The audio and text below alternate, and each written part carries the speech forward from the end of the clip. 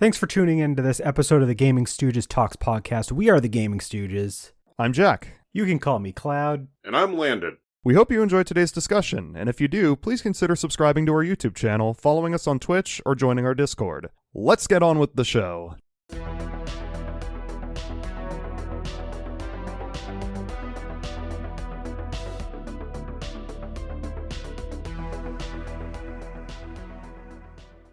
Hi, folks. It's been about 3 months since the last time we did a console wars discussion. Means it's high time for a new one. That's the thing. That's it. We got it. There's no more consoles, though. We gotta keep going back. We're going back in time again. No, we've done all the consoles. No, we haven't. All of the consoles that exist. So, last time, we've been going backwards. So we started with basically the generation before the one that had basically just ended. So we had the 7th gen, we did 6th gen, we did 5th gen 3 months ago. This time we're doing 4th gen, and for those who don't know, this is a big one because this is the 16-bit era. This is your Super Nintendo, your SEGA Genesis, and others. There's actually quite a bit of hardware that we're going to talk about. I have a decent list. It's not everything, but it is most of the important stuff. So just as some little cliff notes, this generation started in 1989 for most of the world. Technically, it started in Japan in 1987, but we're going to go with 1989. And it basically was near its end between 1995 and 1996 when the next generation of hardware was trickling out. So it was a decent length generation. Now, it's mostly known for, obviously, being the generation of 16-bit games. We have a lot of pushing the limits of sprite-based games, but we also had basic 3D elements for games depending on the hardware you're playing on. Like, for instance, you had some Mode 7 shenanigans with, like, some Super Nintendo games, and you've got some other hardware that can do, like, pseudo 3D, so we started getting into like very basic 3D gaming at this time. But we have, and speaking of CD, like jumps in technology, we also had CD-based games were like a big thing in this generation. Not as like the base model of most systems. We were still on cartridges for the most part for that. But later on in the generation, there'd be a lot of companies experimenting with CD-ROMs since they were a big new technology that was booming at the time. They were like, hey, we can put games on these. So we're going to talk about some stuff that use that. It is the first major generation for handheld gaming. It's not the first one in general. There was some stuff before this, but like this is the first generation where like there's actually a like sampling and like a competition between some handhelds, however lopsided it is. And I just want to mention there's going to be one system we're not going to talk about in this podcast because it was released in Japan exclusively, and Landon calls it fake. Landon calls it fake, but it was called the FM Towns Marty, and it was known for being installed in cars. It was known for being fake. It was known for being fake. It's true. He made it up. So I'm just going to go down the list of hardware we're going to focus on talking about. I've grouped these into 3 segments. You've got the main home consoles and caveat. We've got the NEC TurboGrafx 16 or PC Engine, depending on where you were.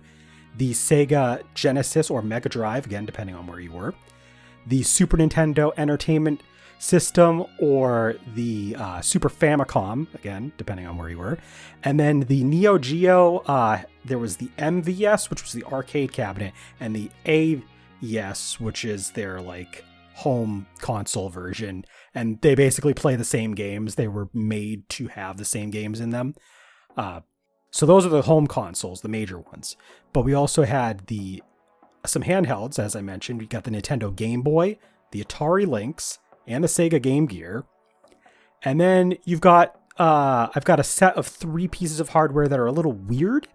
So first is the NEC Turbo Express, which is essentially the Sega Nomad of this generation, but it was actually released in the same generation where like Sega Nomad was like, you can play portable Genesis games. And that had been released like at the beginning of the next generation.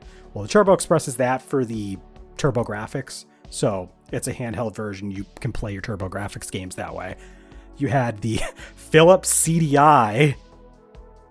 That's Hell yeah. that was Wrong. It was, so it's not technically a game system, but it is a multimedia player and it had games. So It is. It might not be fake, but it is wrong. it is wrong, and I agree with that. And then, of course, you had some peripherals, namely, you have the Sega Mega CD, or just Sega CD, and that is something that we'll talk about later. But before we jump into discussing these systems a little more broadly, I would like to ask you guys what your first exposure to this generation of gaming was. Obviously, I'm far too young to have like a lot of first-hand experience with these consoles. I own a Super Nintendo, but like as a child, bits and pieces of playing other people's Genesises or Super Nintendos, but very, very little growing up. I mean, obviously, like I have played and I love a lot of the games on these systems, but like in terms of like exposure, not much until I started like emulating shit when I was a teenager. Okay. So because of how I grew up, I experienced several generations of systems basically in very quick succession. And the first couple were like basically long after they were like the main generation. So this was my first main generation, I would say, of hardware that I really was like deep in experiencing. Because that said, I did play the NES first, but it was my only experience with that generation of hardware, really.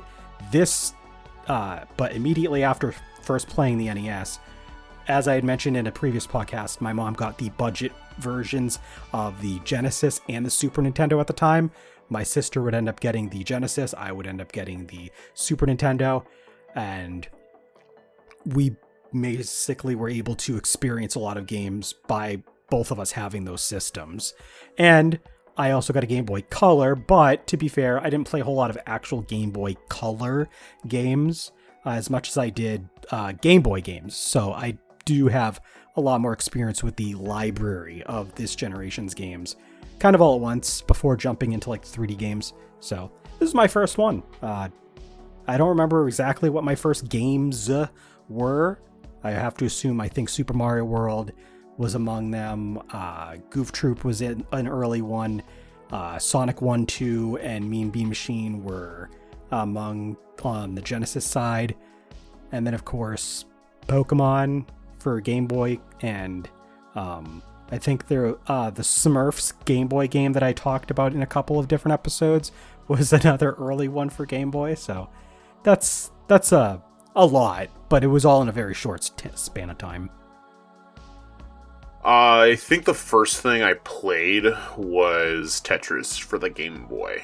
That explains a lot. I just remember. Yeah. I know my mom had an original Game Boy with Tetris.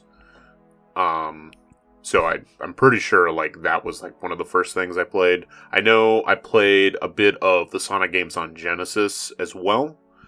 We didn't own a Genesis, but who would become my stepbrother, they had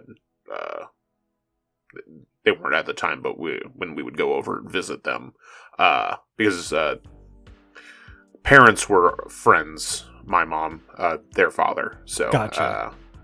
I would play. I remember some of the like. I think it was for sure Genesis.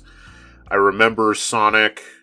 I think Sonic Spinball was a game. I don't think I played much of it, but I remember that was like, I distinctly remember the cover for that. And then a little bit of Super Nintendo, but it was definitely more skewed towards Genesis on that. And then I would play some of the library for Game Boy on Game Boy Color, because I had the Pokemon Yellow edition. So I guess Pokemon too. Pokemon was like the first, because Pokemon Yellow is a Game Boy Yes, game. it is. That was the first one I owned, was that. Okay. Even though that was more so really the next generation, Yeah. by the time that was like out and available, it was still like Well, it's a Game Boy game. Fuck Right. it. Because it was a third pillar release of the original releases, Red and Green. They were like very tail end of this generation. It was a fourth pillar release, actually. Technically, yes, correct. Yeah, because Red and Green, when they originally came out in Japan, they were early 1996. So that was still within this generation. So Yeah. I mean, they are Game Boy games. Yep. They are labeled as Game Boy games. Even the US releases up through that. And I think isn't Gold and Silver are technically Gold and Silver are Game Boy Color, but they can be played on a Game Boy with monochrome. Pokemon Yellow is in Japan it's a Game Boy game. Outside of Japan it is technically a Game Boy Color game. But even though they use the Game Boy, they use a Game Boy cartridge, Game Boy label, and everything. Yeah, it's kind of Crystal's weird. the only one that is truly a Game Boy Color game. Yeah, you cannot play that on a regular Game Boy.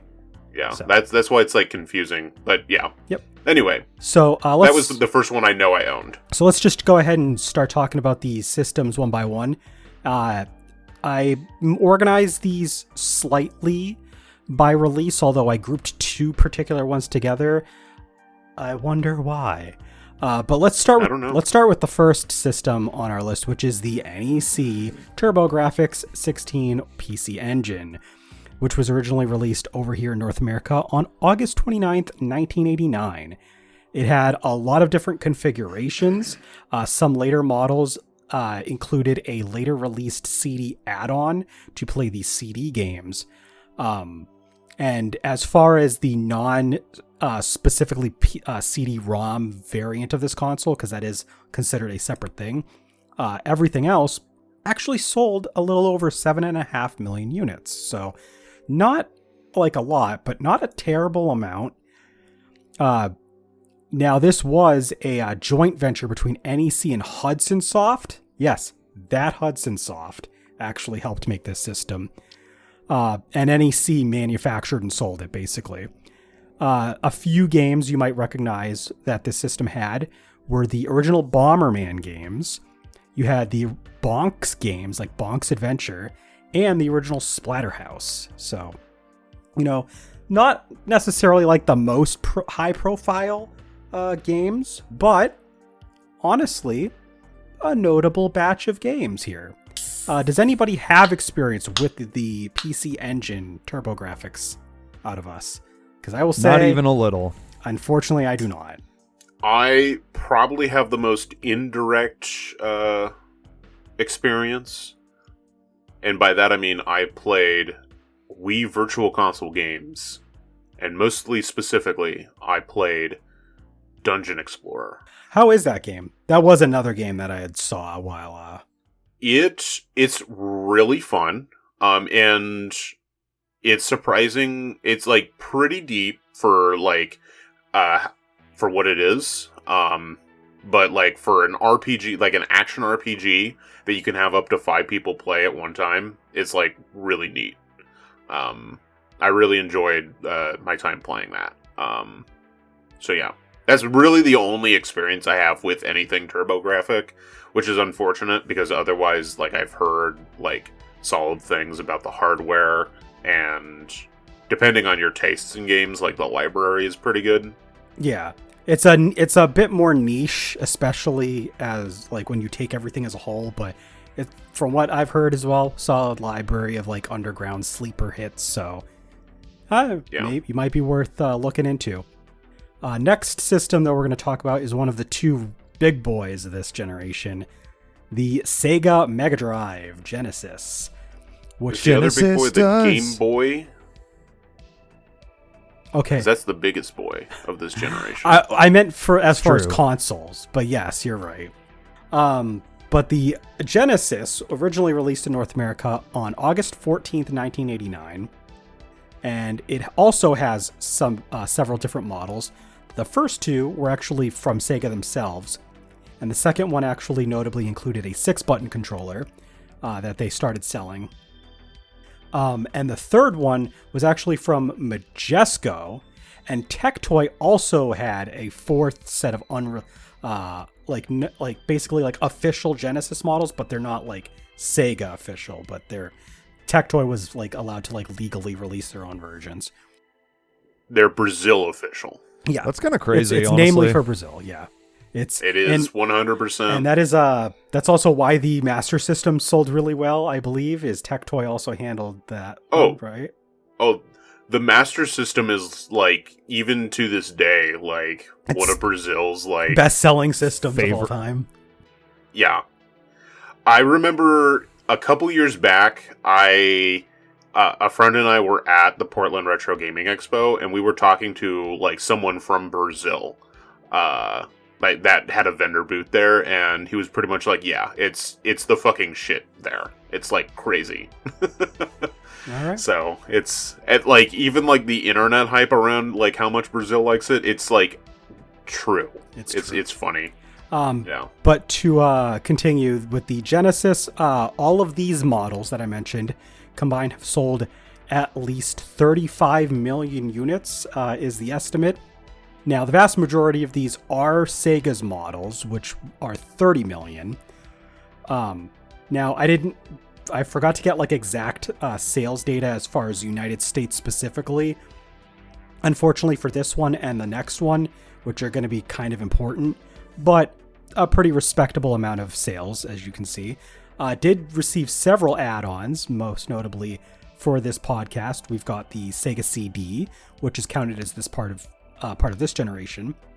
There was the 32X. We talked about that in the last generation console wars that we talked about because it is technically part of that generation. For some reason, add-ons, they can go to different generations. It's kind of weird. I do want to add a fun fact from what I did get to like look up.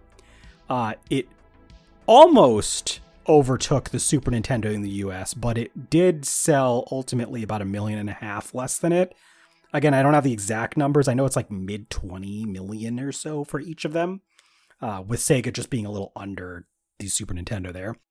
That is according specifically to a 2014 report from a firm that was using revised NPD data. You got a lot of good games though on the Genesis. We've talked about a lot of them, but just to go over a few, you got Altered Beast, you got the Sonic the Hedgehog games, Vector Man, Ristar, the Phantasy Star titles from 2 through 4.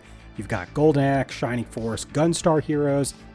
You got Streets of Rage, Echo the Dolphin, and there's like a lot of others. Like we could go on all day about the Sega Genesis. So let's talk about the Sega Genesis and hopefully not go on all day about it. Jack, how do you feel about the Sega Genesis? It'll be pretty easy for me.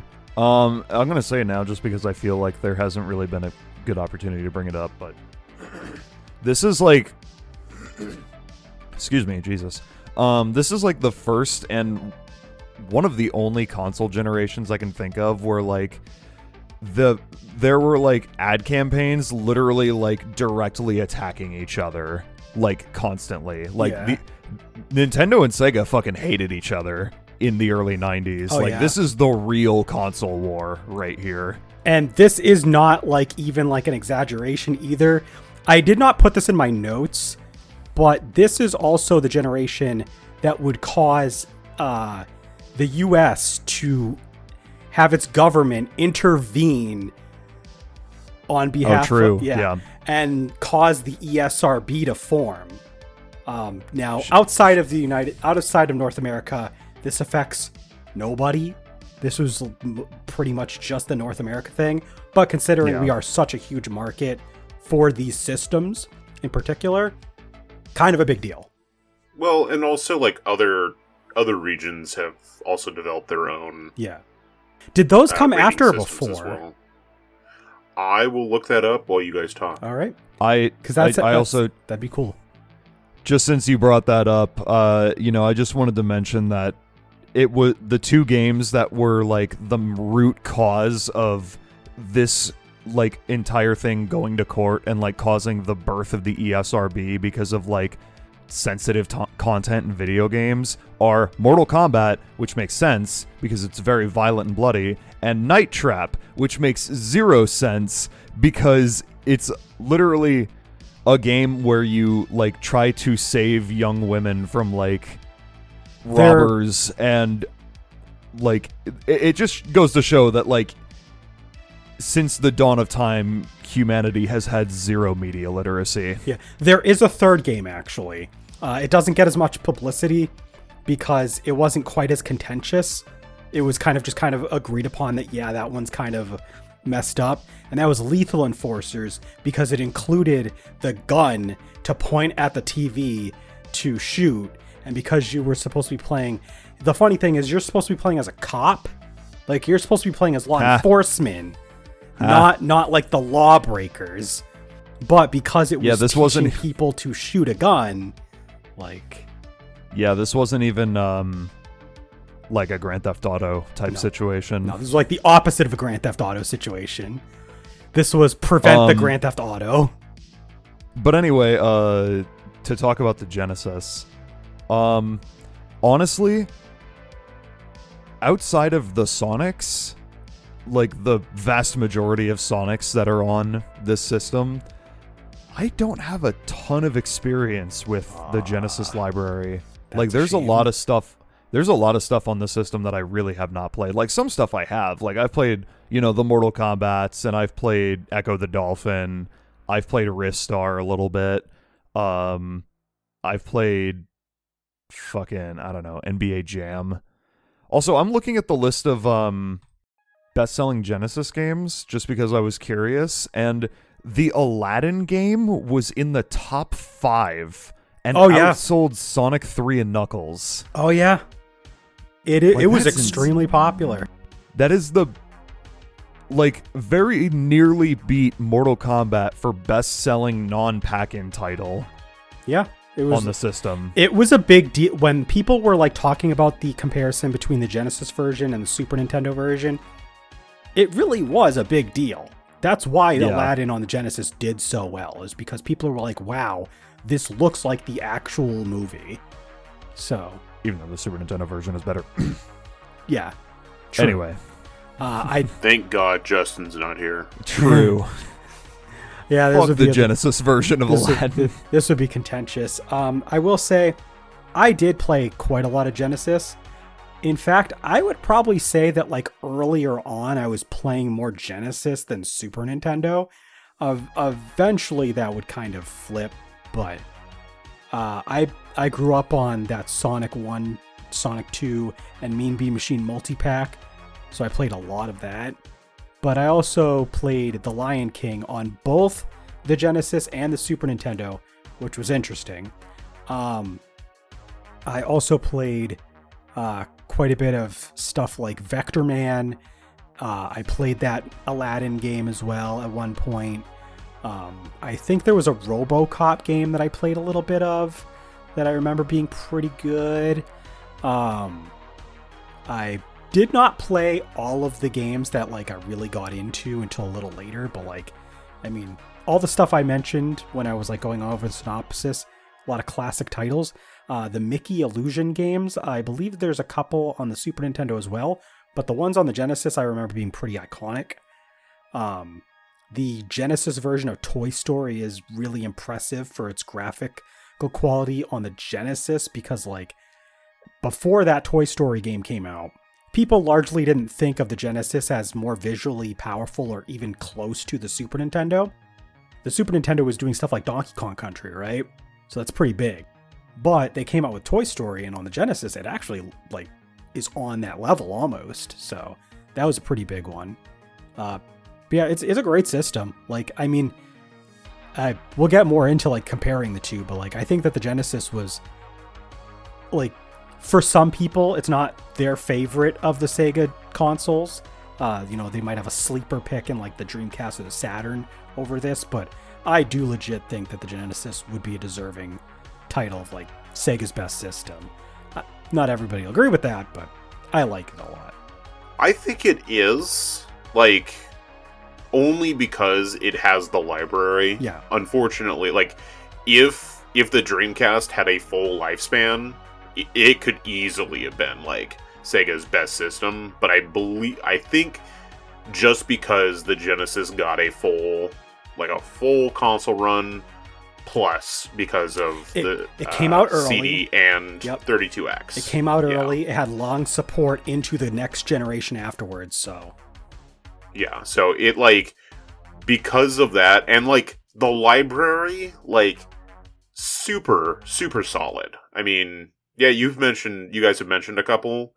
It's not as strong as the Super Nintendo because it did not have the Square and Enix like RPGs.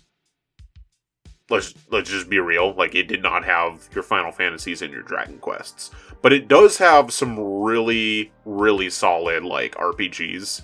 Outside of that, you mentioned Phantasy Star 2 through 4.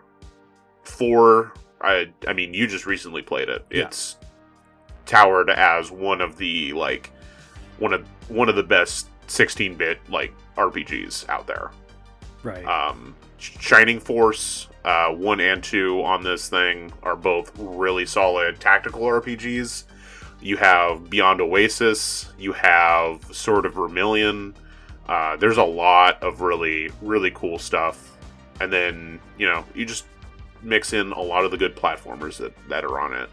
And you've got a fairly solid... And, there's a lot of other stuff. Columns. Super columns. Like, you have some really good, like, puzzle games on here. Yep. That, like, kind of go toe-to-toe with a lot of the stuff Nintendo was doing with, like, Tetris. So yeah, you got some really... They're pretty good for us. Sports games at the time were pretty good on this system as well. Sports games and fighting games. Yes. Like you've got like pretty much like a lot of the major stuff that you would have at this time like is covered in the library. So yeah, that's like just my thoughts. And then to go back to the rating boards, Zero and Peggy were both early 2000 when they came around. So that was not till way after the ESRB. I mean, and ESRB was...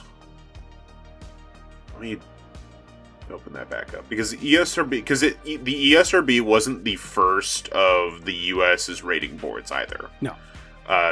We had there was two in the early 90s as this was happening. That kind of caused that were the fill-ins for ESRB, but I want ESRB's specific date. I can't remember the exact date, but it was 1994.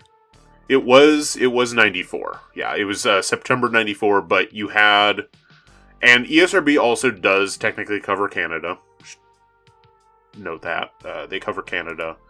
But the Video Game Rating Council was the first, and then they were in 93, and then prior to the ESRB becoming the standard, it was the Recreational Software Advisory Council for the US.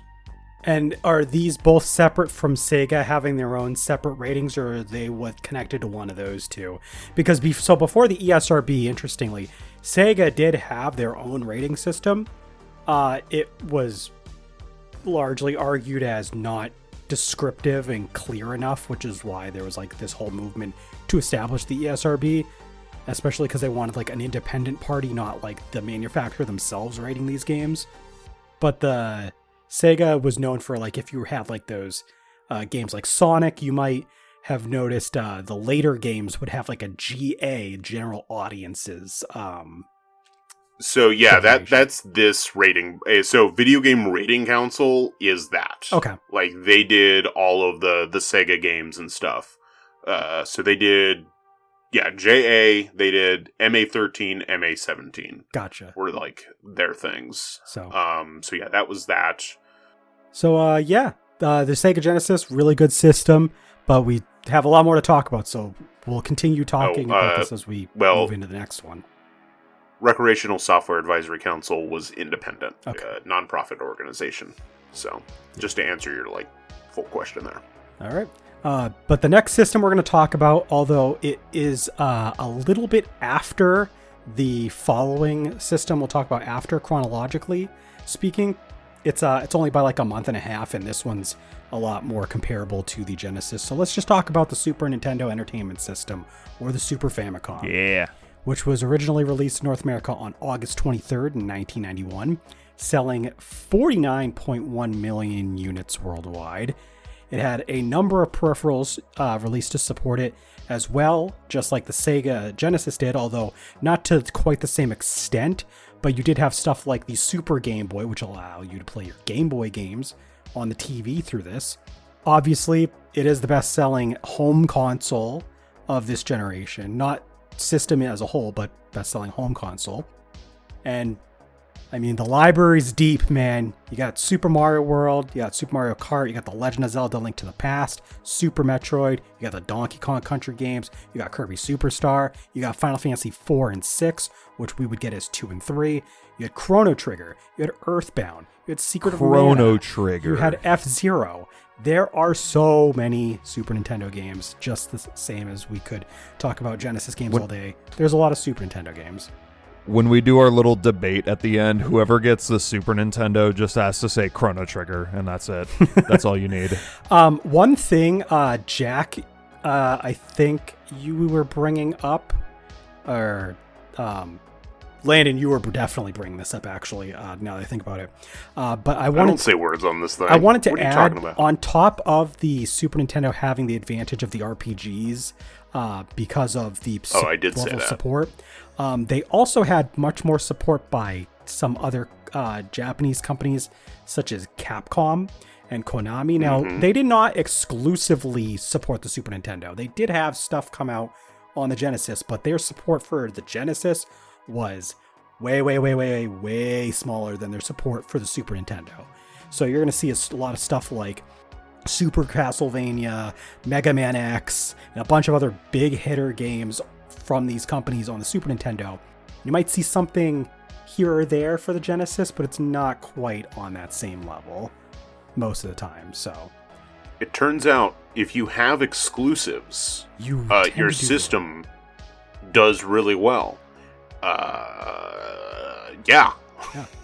And crazy, right? It sucks. Like, I know that there's people out there that are like, adamantly anti-exclusives. But this really was the console war that, exclusives mattered. We're going to get to it later, but it also goes into like the previous, Generation 3, Nintendo dominates the third generation of consoles because they're just like, you're on our system or you're dead. Yeah, they were very iron-fisted about it. They were like, you work with us or you don't work with us, and we're the one that has the market, so if you want your games to sell, you work with us. And also, you can only make so many games a year, and we allot you the cartridges and decide how many you get. So, they had almost total control over that sort of thing. And they continue, that kind of mantra into this, and the only reason they can is because of how dominant they were in the NES era. Because, Sega was just trying to grab at what they could for market shares. Now, and, they fucking did. Oh, yeah. It is a bloodbath for this generation, but it is... Especially here in the States. Yeah, but, because of that dominance and, the hardware to back it up, in this generation, that you have Square and you have Enix and Capcom and Konami and just... a lot of great support from some of the top developers. Let's not dismiss the Genesis here, but we have to say the Super Nintendo is famously known as having just average, highest quality games, some of the highest quality games of all time. Just even still today with all the other systems that you could talk about, the Super Nintendo just has such a high bar that few systems are able to get over. The level of the game library, overall, is crazy. But I feel like some of that also pushed Sega, and that's why we have two very, very great libraries. I think both of these systems, overall. So we'll jump back into the argument between these guys a little later. But let's keep going, talk about some more stuff. We got the last home console of this, and this one is as I mentioned, a little weirder. You got the SNK Neo Geo, which was released as both an arcade cabinet and a home console. We're mostly talking about the home console here, not the cabinet, but to be fair, the cabinet does operate the same way, essentially.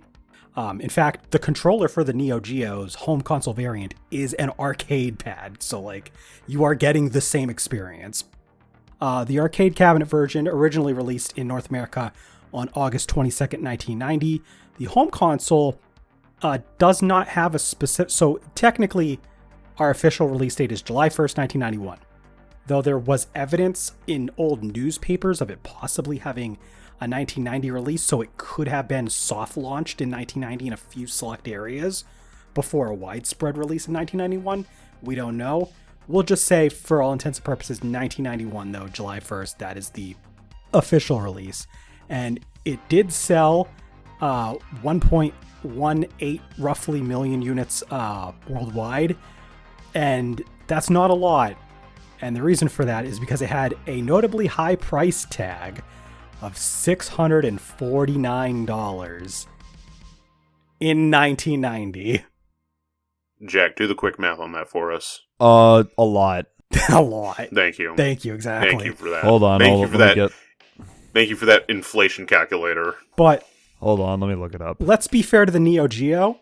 The Neo Geo has an interesting library of games. You've got some iconic titles such as Fatal Fury, the King of Fighters games, stuff like Alpha Mission 2, Metal Slug.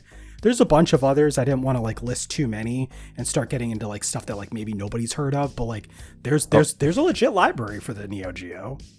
I was going to pull it up, and then I was going to like go back to my 4th generation of consoles Wikipedia page that I have open and just pull up the Neo Geo to see what the launch price was, and it literally has the like inflated price on here. It's $1,450.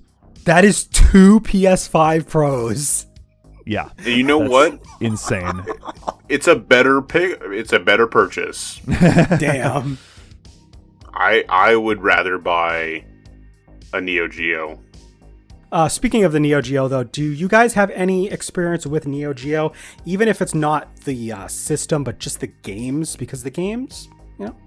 I have played some of the games. I played some of it on an actual like Neo Geo. Ooh. And it was mostly just the fighting games because that's what a lot of SNK stuff is, just, you know, King of Fighters, Fatal Fury. And fighting games were really popular in arcades in the 90s too, so it wasn't hard to find them. Yeah, so, but I did get to test one out, and they are really cool. They are cool systems, but because fighting games are not, like, my thing, it's like, it's not something I would ever, like, go out of my way to actually purchase. Right. Except I would buy one over 2 PS5s. 2 PS5 Pros. Yeah. I'll say, so, like, I definitely don't have a whole lot of experience with the actual home console. I think I did play a few of the arcade cabinets under the Neo Geo series. You probably did. They were actually in quite a lot of places. Like I'm sure. I think there was like a shoot 'em up that I played that I don't remember the name of. That was one. I definitely played King of Fighters or Fatal Fury, one of those two at some point. And I mean, there's some other iconic games. I didn't play all of them, but like, yeah, Neo Geo had a library. SNK had a library to back themselves up. So that's a pretty good thing. Jack, did you have any experience with Neo Geo? No, not really. Not the games either. I mean, I think I've played a little bit of King of Fighters, but like that's it. Yeah. All right. So let's go ahead and we'll do the handhelds next, and then we'll go to a quit, and then we'll do a break after the handhelds because we'll be able to talk about a lot more stuff after that. Going to the handhelds, we got 3 major ones. The first one of those we're going to talk about, and actually released first, is the Nintendo Game Boy, which was originally released in North America on July 31st, 1989. And it now, as I mentioned in the, I think I mentioned this in the previous time we did a console wars with the Game Boy Color, but they are combined for the purposes of sales, and their sales figures total 116.89 million units. So it is one of the best-selling systems of all time. I don't know how much the true king of this generation. I don't know how much of those are the original Game Boy, but it's still a substantial amount. Like, it is like at least like SNES sales for just the original model, if I remember correctly. I think we're still talking about like a good 50-ish million off of just the original Game Boy. So we're not like, even if you took out the Game Boy Color entirely, Landon's not wrong to say, as far as sales, this is still the king of the generation. But it had a bunch of different models released for it, speaking of which. Besides the Game Boy Color, you also had the Game Boy Pocket. You also had a Japan-exclusive Game Boy Light. They also had like a special release series of like colored Game Boy units, because originally it was just like the same like gray one. They came out with like different colors. They called it Play It Loud. So like you had a few different releases for this guy. But as far as games for this thing, God, where do we start? I mean, we mentioned the first generation Pokemon games. You've got Super Mario Land, you got Tetris, you got Kirby's Dream Land, Kirby's Dream Land 2, Kirby's Pinball Land, you got Legend of Zelda Link's Awakening, you got Donkey Kong 94.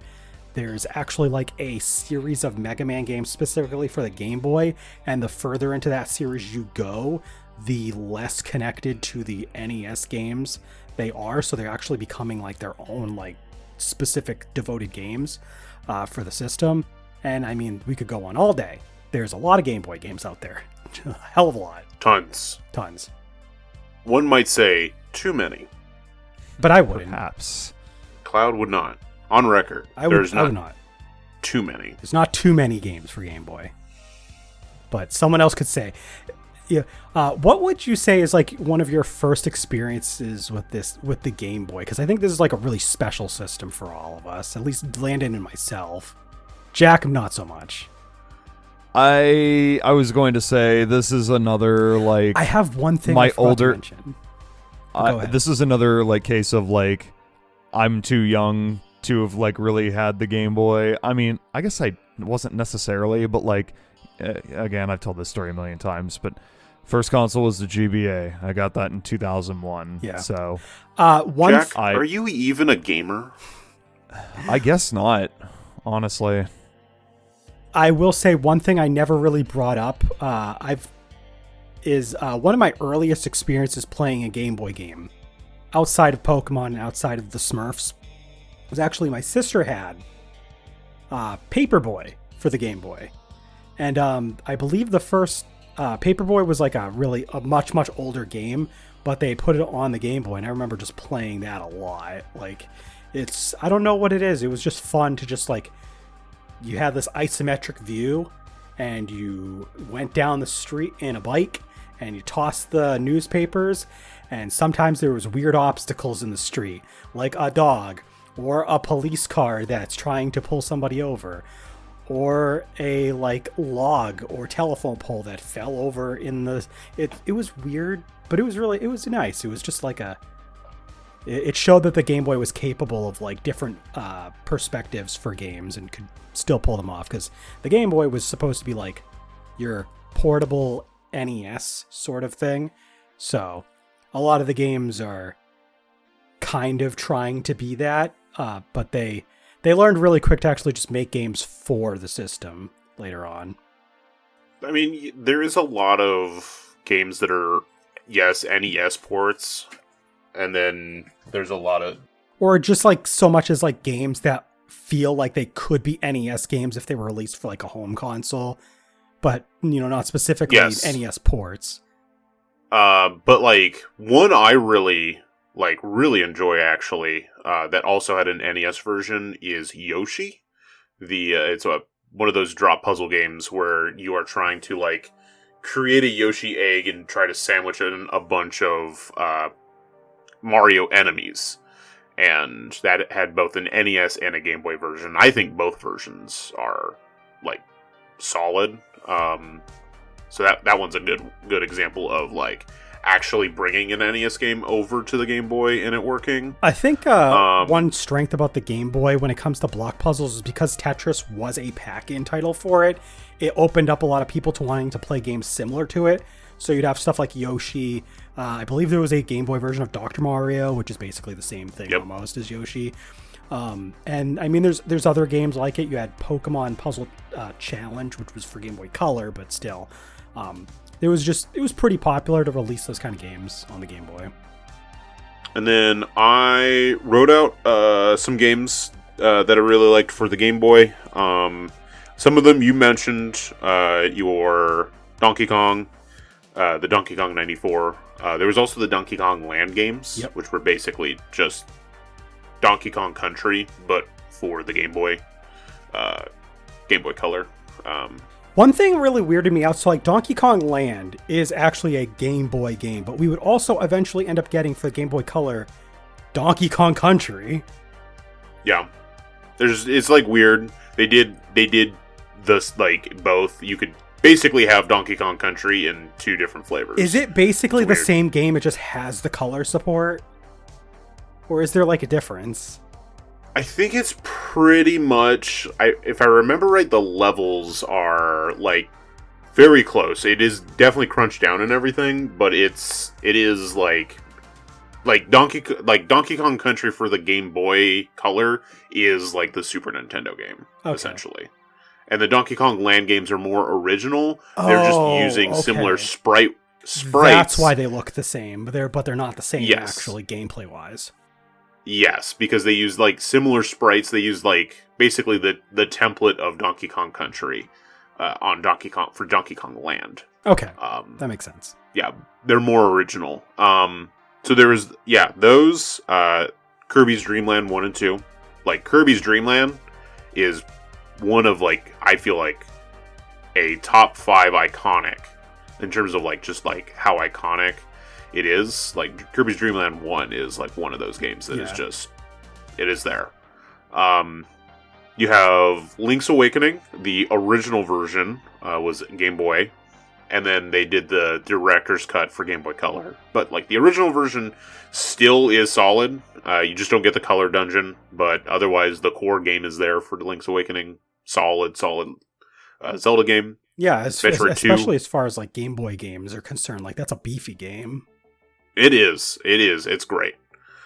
So Metroid 2, Return of Samus is a surprisingly well-made take on the Metroidvania style game, even though it's far more linear than its two brothers, Metroid and Super Metroid. But that does come with the hardware, but like it makes Samus's like iconic suit design with the shoulder pads, because she's a football player now in this game. Some more out there ones, Cat Trap, and Mole Mania are two really fun puzzle games. Mole Mania was, I think, one of the early titles that Iwata worked on, if I remember right, or it was Shigeru Miyamoto. It was one of those, like, it was like, it's a Nintendo puzzle game that you play as a mole. It's a lot of fun. And then two third-party games that I absolutely adore.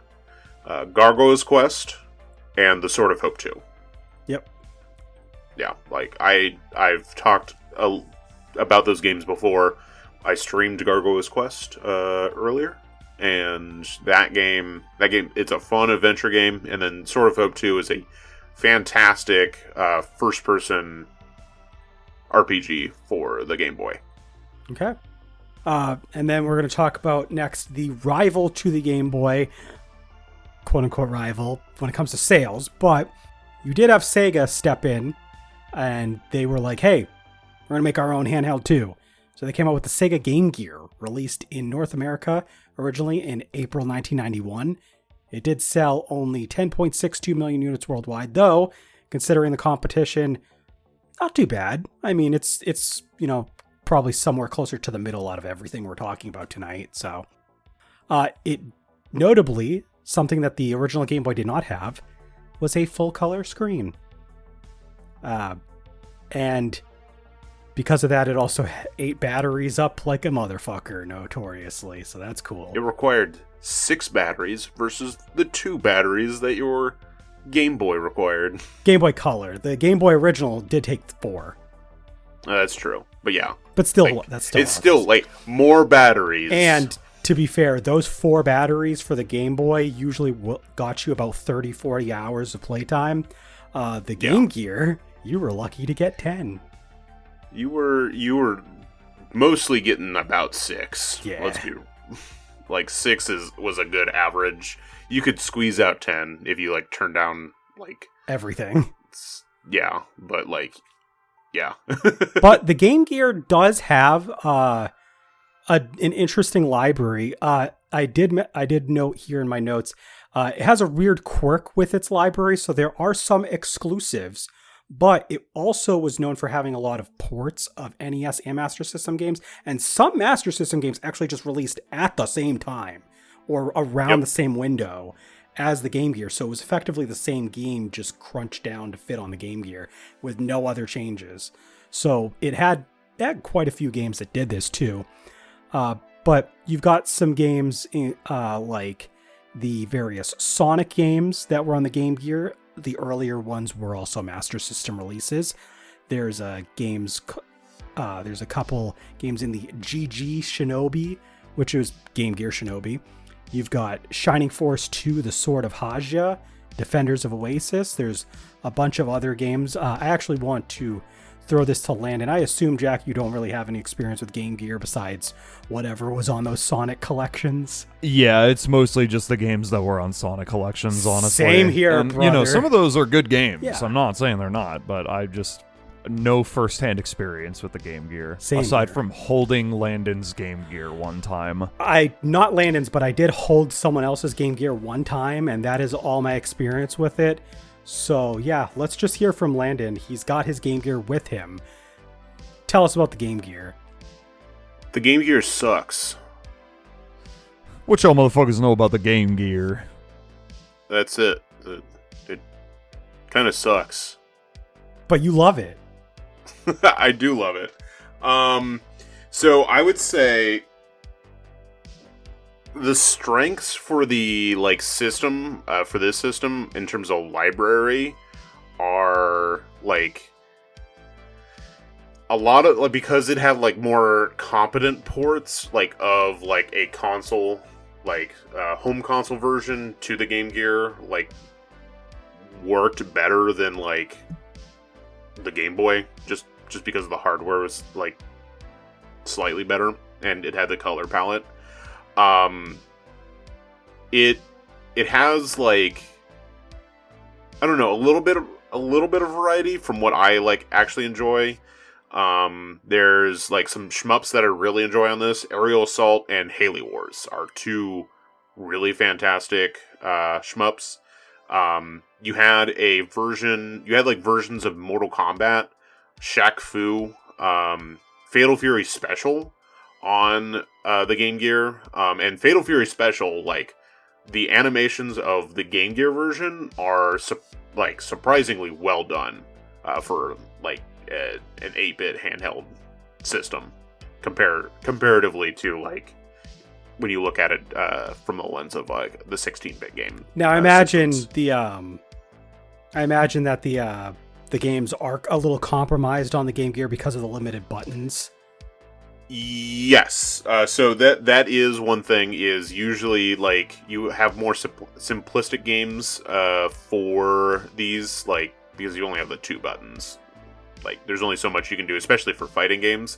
But they're still, very, very enjoyable. I remember playing several rounds of Fatal Fury Special with a friend, and still had a really great time on that. Yeah. And that said, they I had, mean, columns. Oh, yeah, go ahead. The fighting games were at least more competent than the Game Boy ones, because the Game Boy had the same problem. Only 2 buttons, but generally the fighting games on the Game Boy are usually not considered to have good animation. No. Not very good, so. No.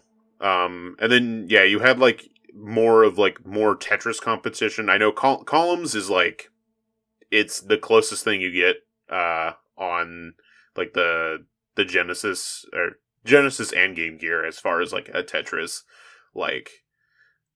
Yeah, and as far as stuff like we got and, out here, obviously you had Puyo Puyo, and there is like stuff like that on the Game Gear, but like it's like Japan only. So you did get and Mean Bean Machine is on both as well, right? And so you did get Mean Bean Machine out west. So you did get a Puyo Puyo, but like Puyo Puyo 2 is like Game Gear is like Japan exclusive. And then you mentioned a couple of them.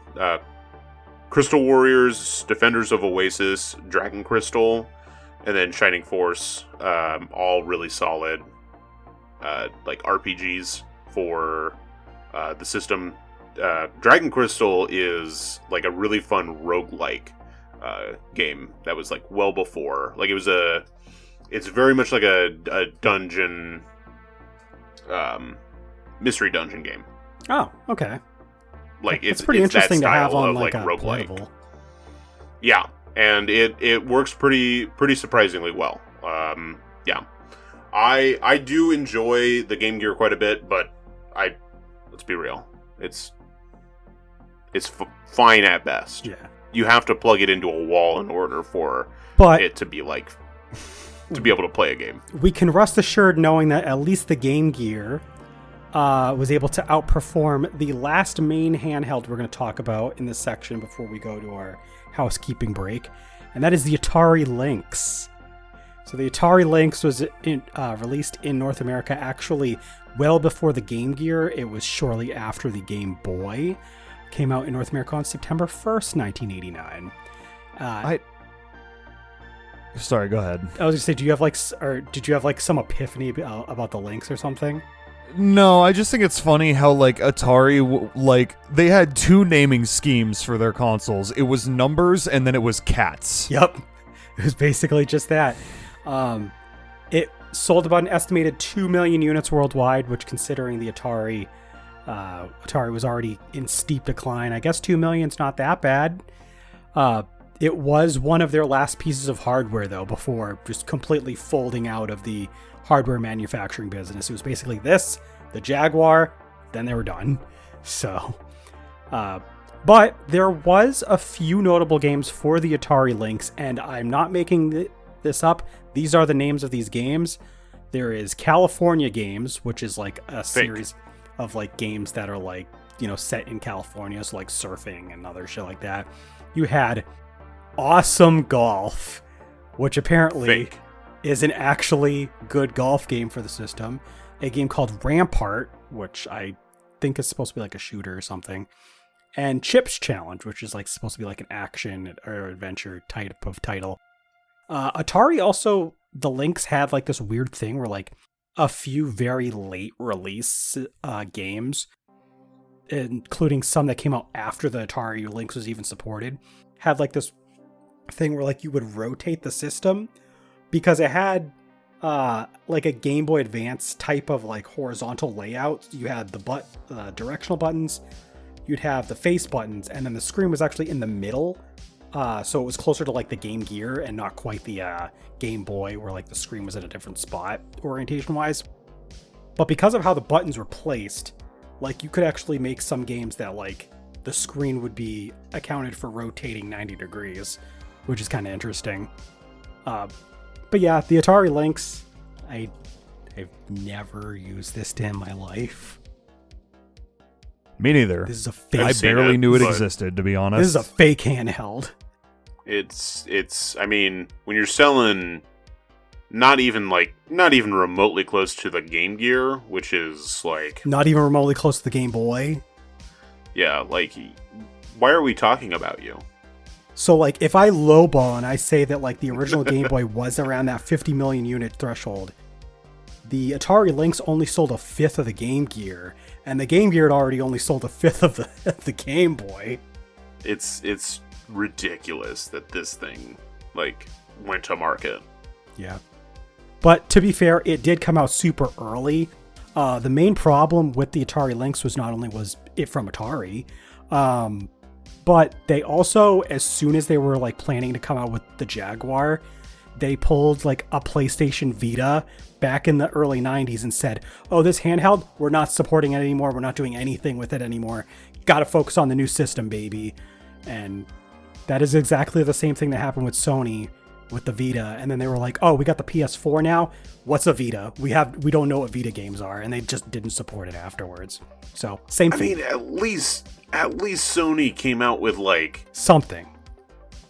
Like they but the like Atari was worse. no, Atari was worse though. Yeah, Atari was much worse in terms of like just dropping like actual support. Like sometimes Sony would remember it existed. Yeah, no, Atari basically just completely ignored the links in favor of the Jaguar. Probably part of the reason they failed. But we have a few more pieces of hardware to get to. But before that, let us do a little bit of housekeeping. We'll take a little bit of a break from the discussion. Jack, to give me just a little bit of a throat, can you just tell the gang what we're doing on Twitch? Because I don't remember. Right now, we're not doing anything, actually. We just finished Spookfest last week. And, we finished up Night in the Woods and The Quarry, and all of those VODs are on YouTube already, so, you can go watch those if you missed out on them. As far as, streams right now, we don't have anything because we decided to take the week off. Landon said that his next stream is going to be Dragon Quest III, but that won't be until that game comes out, which is the 15th, I think. So it's later. And he's going to be month. playing that on the 16th. For me, though, I haven't 100% decided on what I'm doing next, but I'm fairly certain it's going to be Ace Attorney Dual Destinies. Okay. Because it's been a minute since we've done an Ace Attorney, and I think it's about time to do one. But, yeah. Okay. That's pretty much it right now. I actually am going to be doing a couple streams the next couple of days after the live of this podcast. By the time this goes out to other platforms, I'll already have done those streams. I've kind of decided on what game I want to do, but I'm not going to reveal what it is. Yeah, I just realized if for the podcast listening audience, you'll already know what I'm playing by then. But I've basically decided what I want to play tomorrow. And the day after, I'm hoping I can beat it in those two streams, but if I can't, I'll probably throw a third stream up. But it's a short game, so I'm looking forward to playing it because it's the first time that we'll be playing, that anybody on our channel will be covering this game. So okay, it'll be a nice thing to add in there. But anyway, we also have, we somehow still have a Twitter. We should probably be using some. Do we need to use that, no, honestly? We never actually use it, but it's there. No, we don't. I guess we should probably be branching out into some other social media sites in the future. But we do have a Patreon, patreon.com/GamingStooges. That has been popping off with a bunch of good content on the gold tier Stooge level. We've got a lot of cool backlogged content that you can enjoy. We've been doing Delta Green campaign, which is finally wrapping up pretty soon. And we've got some plans for some future Patreon exclusive stuff that's going to be coming up as well.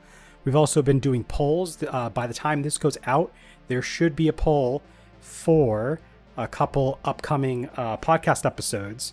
So make sure to check that out. We'll have that in our Discord, which you can join in the link in the descriptions for any of these episodes as well. Landon, did you want to say anything else about housekeeping stuff as far as Patreon stuff or Twitch plans? Jack mentioned what you were going to be doing next, which is going to be a little while. Yeah, it's going to be next a week week. and a half. Yeah, next week. It should be next week should be starting Dragon Quest III. Yeah. Well, yeah, but I mean a week and a half from today. Today when we're recording it. Yeah. Yes. Yeah. Next Saturday we'll be starting Dragon Quest III 2D HD or HD 2D, however they say it. I don't know. So that'll be fun and exciting. Landon, do you have a Tillamook product to promote? I I'm going to eat a slice of Tillamook whole milk mozzarella. Right in front of us. I have ice cream. Ooh, chocolate peanut butter. Classic. Because I don't have a lot. Unfortunately, all of the Tillamook options I have are classics because that's pretty much all we get out here. It is a good one, though. I'm not saying it's not. I really enjoy the chocolate peanut butter. Yeah, no, it's really good. Yeah. I mean, I've already eaten like half of it, so. All right.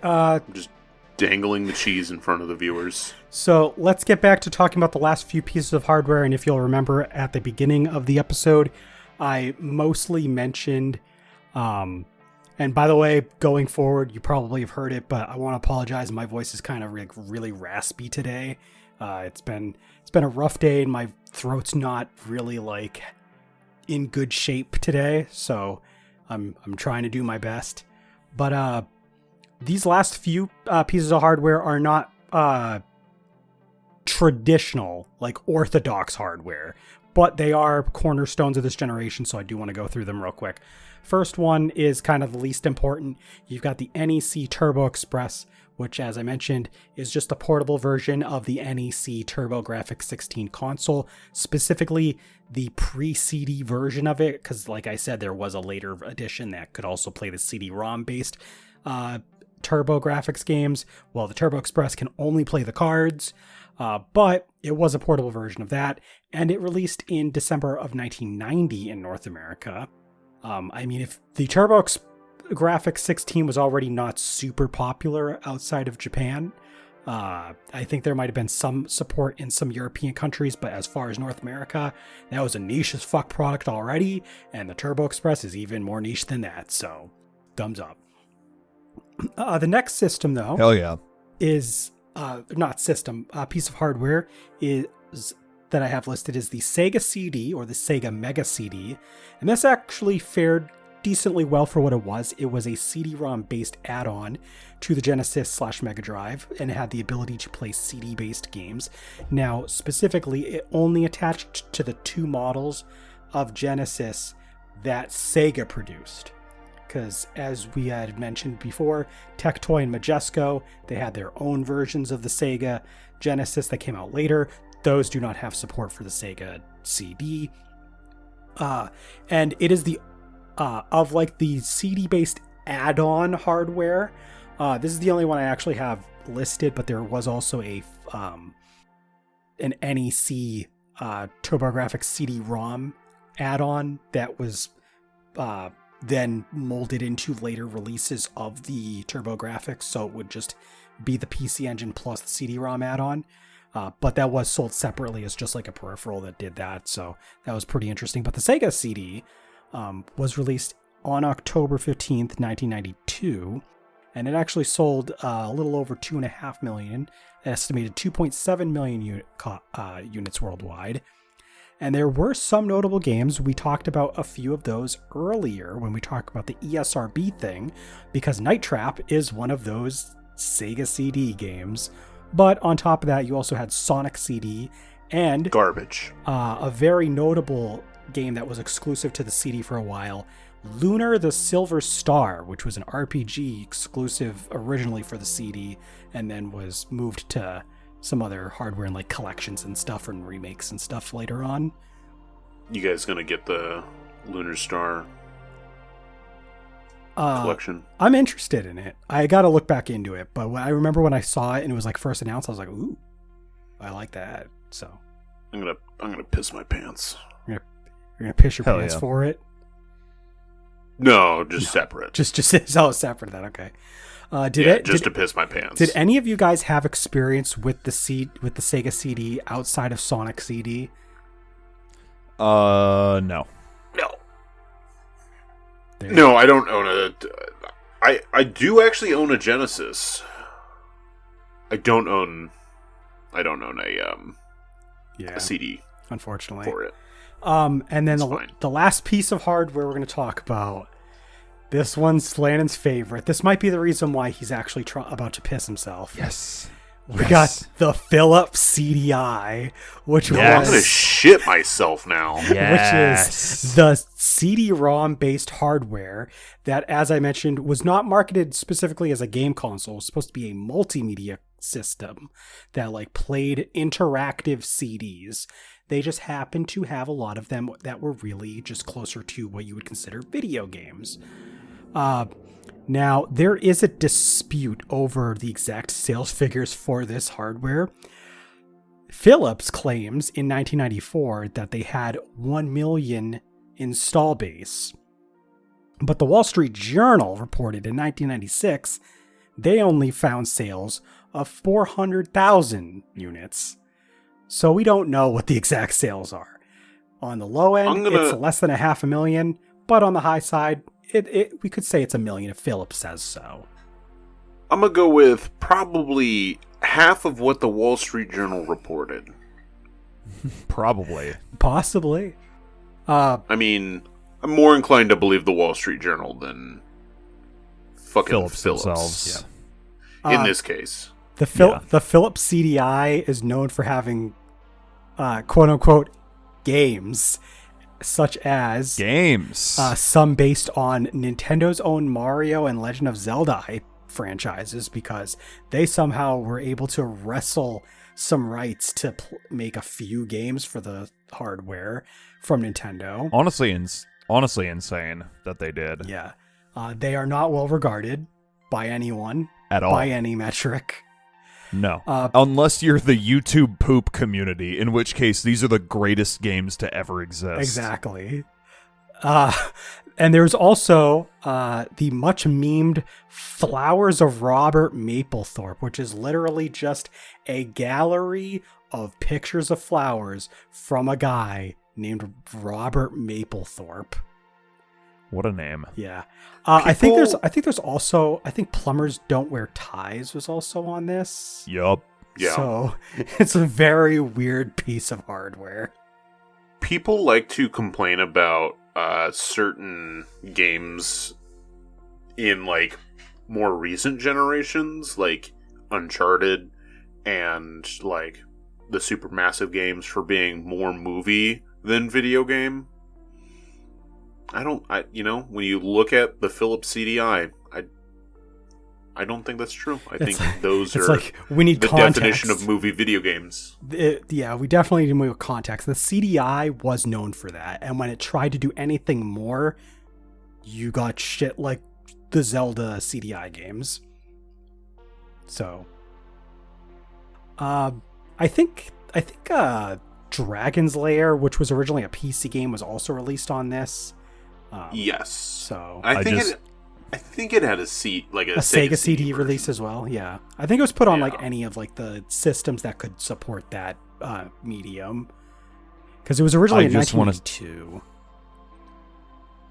I just want to say, I do have experience with the CDI. Do tell. Not a lot. Out of all of the systems for this generation. No, not when it came out. Fake Gamer Jack has... He's the biggest defender of the CDI. He gets to defend the CDI at the end. All right, Jack. What's your experience? I don't care. What's your experience with the Philips CDI? Literally, I have a friend who owns a CDI just because of the memes, and he bought Hotel Mario and both of the Link the Faces of Evil and Zelda the Wand of Gamelon. And I have played each game for about 20 minutes apiece. And they are all awful. You know what? I'll go on record. You're more of a gamer than I am. Fake Gamer Jack and Faker Gamer Landon. That's us. The fake Gaming Stooges. I can be the ungamer. I'm not even a fake. I'm just the reverse of a gamer. The only gamer. The only gamer. I know this didn't release in the West, but I do want to briefly mention the Satellaview for the Super Famicom. Yep. Because it is a very interesting piece of hardware where you would be able to download video games from the internet in Japan and like there was some like Super Famicom games that like only came out through that, including a couple Zelda games. Some of them were just literally rips of Link to the Past, but they did have, I think, one original release for it as well for Zelda. But there was like ones where you could literally just play A Link to the Past with an avatar character instead, because like it had like a whole like hub where like all the menus that you went to was like in a like cityscape, and like you made an avatar and walked around it.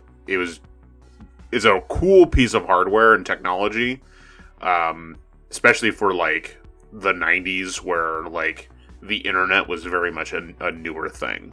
Oh. I do want to bring up a few things that I did not bring up that are on the Wikipedia page here. We had the Sega Pico, which was an edutainment system. That was interesting. And that's my favorite system. I think Please. I think the best named handheld system of all time was released specifically for Hong Kong's market. It was called two different names. There was the Mega Duck and the Cougar Boy. I'm sorry, the what? The Mega Duck what? and the Cougar Boy. Yes, these are both the name of a system that was sold specifically for the Hong Kong market in that period. Is this supposed to be like an Atari ripoff because it's a Cougar Boy? I think so. Yes. Or like a Game Boy should be ripoff, or like what? Yeah. This is, I was going to say this is Atari's take on a handheld system, but I forgot that that we talked about Atari's handheld system not even 15 minutes ago. So the actually, I believe, fun fact, if I can go back in my notes just a quick second. Where did I have it? I know I had it somewhere.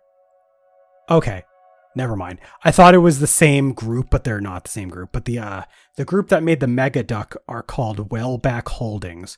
Okay, so it wasn't for Hong Kong, but it was made in Hong Kong. And then it was released in like certain territories. Did not do anything special though, obviously. I just thought it had a cool name. Did it sell more than the Atari Jaguar? There's literally, or Lynx or whatever we talked about. There's literally no sales figures for it, so probably not. Well, I choose to believe it did. Okay. But yeah, those are the only things I wanted to like bring up, just because I thought they were funny. That's as far as hardware goes. So, a few questions. This is probably going to be an obvious answer for each of you, but what would you say is your favorite hardware from this generation? Super Nintendo. Super Nintendo? Yeah. For me, I'm actually torn. It's tough. I have a lot of nostalgia, and I actually probably had more specific use with the Genesis. Although I played more of the Super Nintendo's library, some of that was like later releases of games for it. So I don't have the nostalgia of playing with the actual hardware as much as the Genesis. But I still really like the Super Nintendo, and I think it has the better library. So it's tough. If I'm picking based on nostalgia, I'm picking Genesis. But if I'm picking based on overall experience, it's going to be Super Nintendo. So it's a tough for me. I'm going to be the middle guy. So there's a lot of for the console games that I really like. I mean, notably, Super Metroid and Chrono Trigger are two of my like favorite games of all time. So, like, if we're going based off of just that, it's probably the Super Nintendo. But I think I want to say it's honestly the Game Boy, like, overall. Yeah, that's probably my third. So it's a good one. Like that. It's probably that, and then it becomes a close toss-up between the Super Nintendo and the Genesis, and then I mean, I love the Game Gear. But like the hardware itself is dog and shit.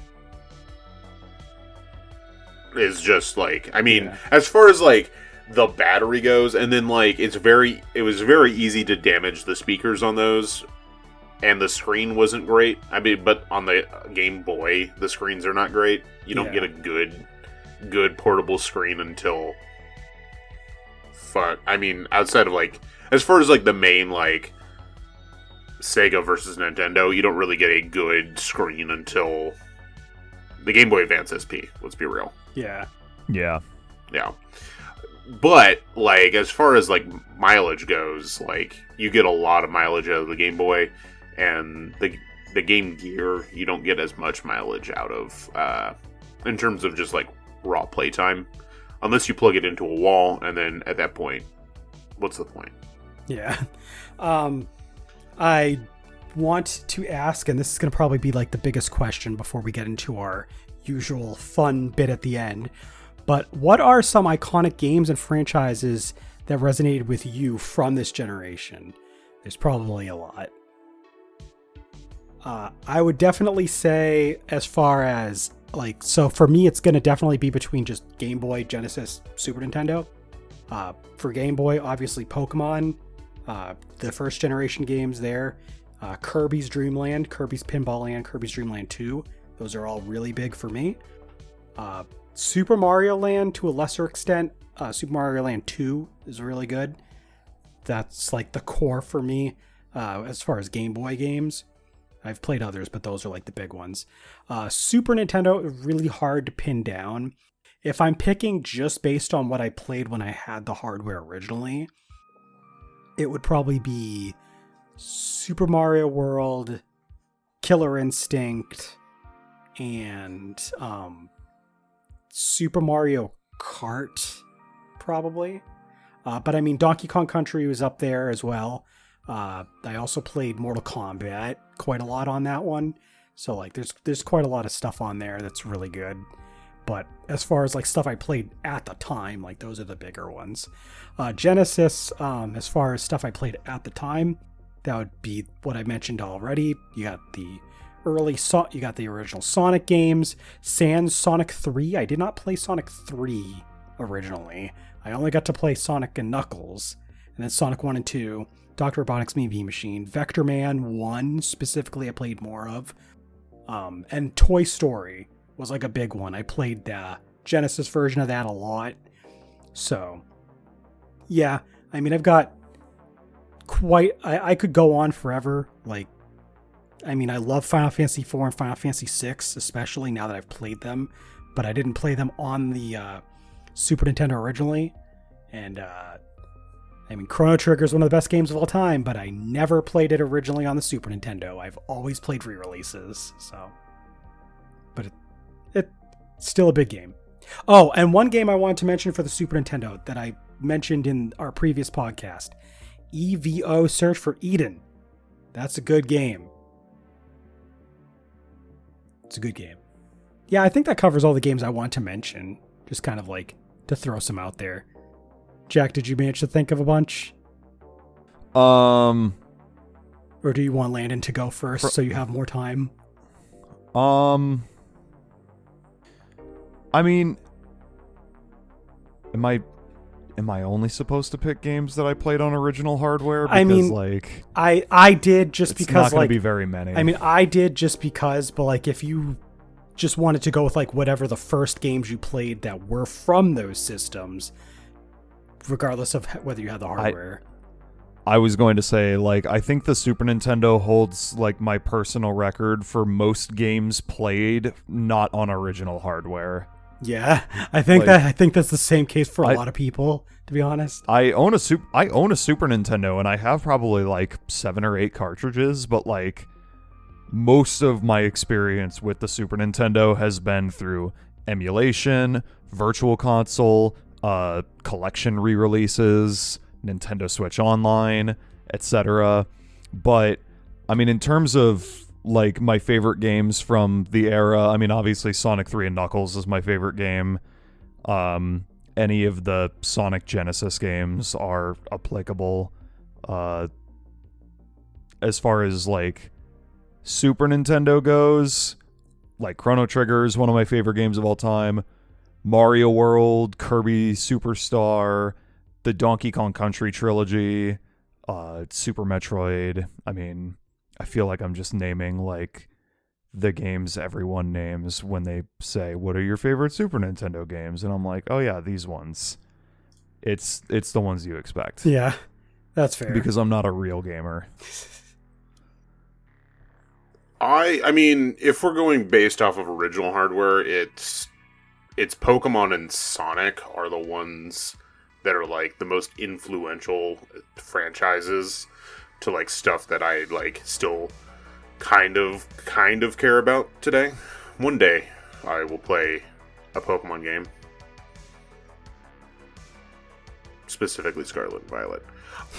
But I'm going to spend the rest of my time to call out something for Al. Al's, our guy in the chat. He's always there. And, while I have not been able to play them personally, there was Fire Emblem games that released on in Japan, and here's 2 of the 3 of them. Nice. I'm missing one. They are solid ones. And then I don't usually care for player's choice like versions of games. Even though like half of my GameCube collection is player's choice, because at the time you're gonna get what you get. But I really think the Metroid one, and I don't know why I brought this out because this isn't even this console generation, but Metroid. It's not. Look at that. Yeah. I just realized that as I was talking about it, and you're like, wait a minute. After I grabbed it and everything, so there we go. I was like, good job. We're talking about that generation, right? All right. So I've got one last question that I'm going to ask, and then we're going to do our usual bit. But before that, I did not do this during our housekeeping, so I do want to mention just a quick thank you to everybody that's been tuning into our podcast, and obviously a big thank you to all of our subscribed patrons, especially at our gold Stooge tier. I always fuck there. That you up. Go. We got Pixel Vixen as per usual. We want to give an extra special shout out to her. Now, last question I want to ask before we do our little debate: is there anything from this generation that you haven't really experienced that you would like to get to, like on your bucket list, to-do list? Be it games or full-on hardware. Maybe like. Wait, sorry. What was the question? I like didn't quite hear you. If there's any games, hardware, franchises that are from this generation that you have like on a bucket list that you haven't gotten to that you'd like to get to. Oh, okay. Lennon's got a book. I turned directly to this page. Just wanted to intentionally or not? Not intentionally. I just opened this book and it just, Paper Mario, baby. It knew. Not relevant to this podcast. Once again, has nothing to do with this shit. Paper Mario. Paper Mario, baby. Go ahead. That is a good question, honestly. I think there's a lot of like Super Nintendo game, or sorry, not Super Nintendo, Genesis games, that I would like to have more experience with. Nothing specific coming to mind. Like I never really played Golden Axe. We should play Golden Axe. Like, should. Yeah. Why not? That'd be an easy one that we can, because Golden Axe is a lot of fun. Same with Streets of Rage. I don't know. Have you played much of Streets of Rage? The original game? Not that I can. I know I played one of them, but I don't know honestly. which one. Did you play Streets of Rage 2? I've definitely played a little bit of Streets of Rage 2. Okay. Have you played the Genesis or the Game Gear versions of those? No. He's like, are they bad? He's like, we're gonna play those. Surprisingly, no. They're fairly confident. I mean, it's a beat 'em up. Yeah, true. Yeah, you just need It's you just need to move and punch and kick. That's it. Pretty much. But yeah, anything else? I'm trying to think of like one specific one off the top of my head, like one that I've really been wanting to play but just never really got around to it. I don't know. I mean, I guess like the Dragon Quest games I don't really have any experience with on the Super Nintendo. Okay. Hold on, I'm like skimming the best-selling games on the Super Nintendo.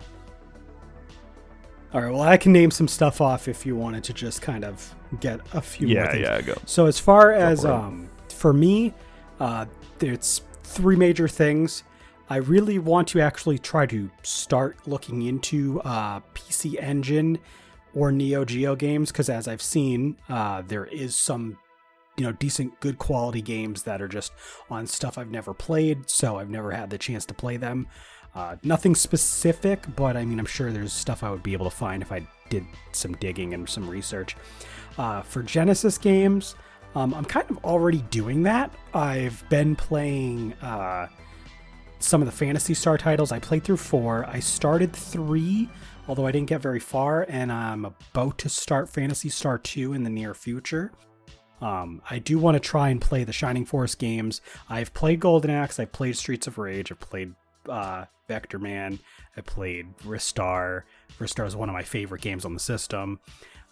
So I played a lot of Genesis games that I probably want to play, although I'm sure I could find more if I looked. As far as Super Nintendo, there's still quite a bit. I want to play Secret of Mana. I want to play the Breath of Fire games that were on this system. I started one of them. I can't remember which one it was. It was the Game Boy Advance port of it, and I fucking love the shit out of that game. So I want to get back to whichever one that was. I want to say it might have been 2, but I can't remember. But yeah, Breath of Fire is a big series that I want to get into.